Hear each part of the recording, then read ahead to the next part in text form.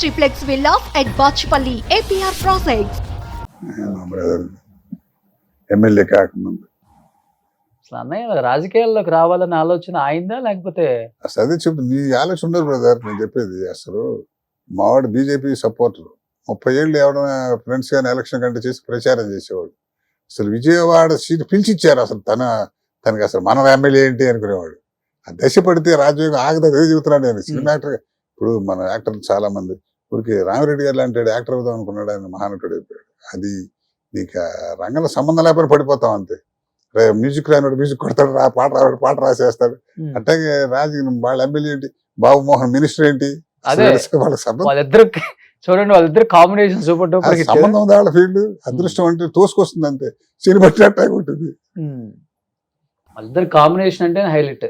అప్పుడు ఏదో చూసి అద్వాని గారి పోతే అప్పుడు చంద్రబాబు నాయుడు గారు పద్మశ్రీ కూడా ఇచ్చారు గవర్నమెంట్. అవును. నెక్స్ట్ ఆయనతో మా గ్రాండ్ సన్ అన్నమాట. కొడుకు పిల్లలు కదా వాళ్ళు. పొడుగాటి వాడు, తర్వాత మీద చేసిన వాళ్ళు వాళ్ళిద్దరు మనవాళ్ళు. ఓకే. ఇప్పుడు వీళ్ళు ముందు నుంచి ఇద్దరు మా మనవాళ్ళు. ఈ చివరి వాడు మా డాక్టర్, వాడు మా పెద్దన్నయ్య కొడుకు.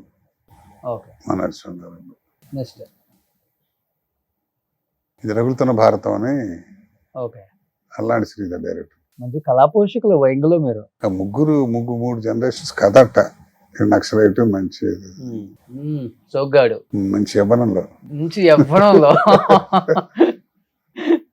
ఇది మా ఫ్యామిలీ చిన్న పిల్లలు. అప్పుడు ఇది మీ ఫ్యామిలీ చిన్నప్పుడు. ఫస్ట్ బైక్ అది ఏబీకే 1951 ఉంచారా ఇప్పటికి? పోయిందా? దీని మీద వెళ్ళేవాళ్ళ షూటింగ్ కాదు, బ్యాంక్. అప్పుడు షూటింగ్ హైదరాబాద్ వచ్చిన కొత్తలో 86. ఓకే.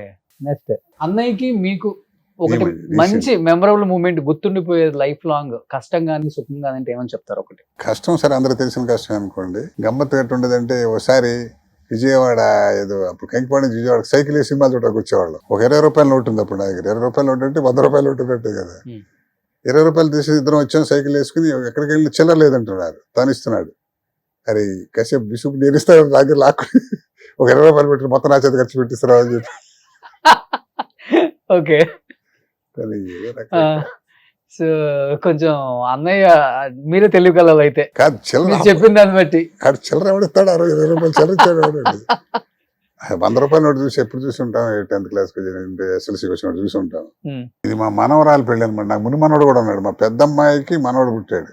పెద్దమ్మాయికి ఇప్పుడు నిన్న అదే గుండు వాడి పుట్టినరోజు తిరుపతి. సరే వాడి తీస్తే ఖాళీగా ఉన్న కదా వాడు కూడా తీసేసాడు.